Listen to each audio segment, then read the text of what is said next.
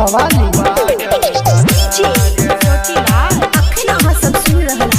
Surya recording studio Bhagwatipur से।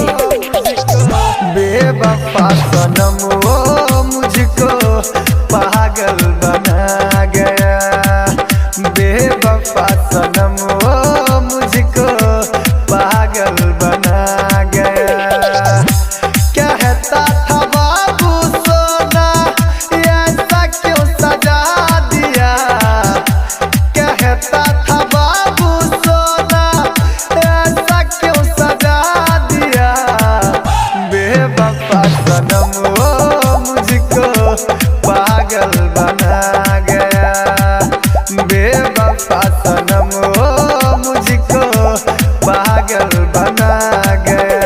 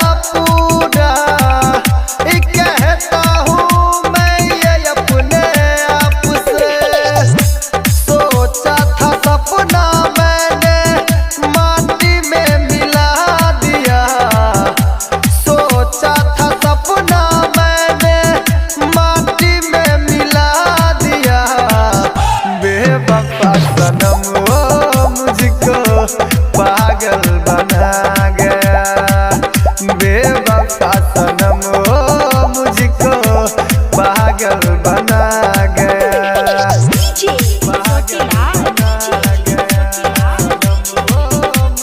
Singing by Mukesh मवाली।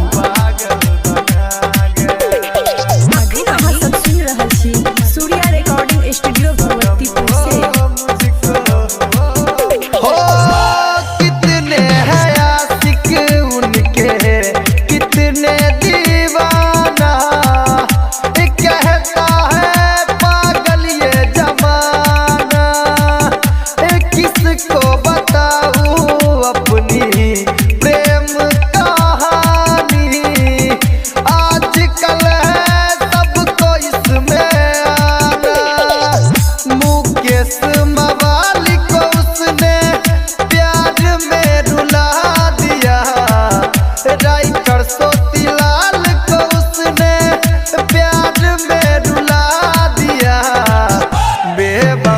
सनम वो मुझको पागल बना गया, बेवफा सनम वो मुझको पागल बना गया।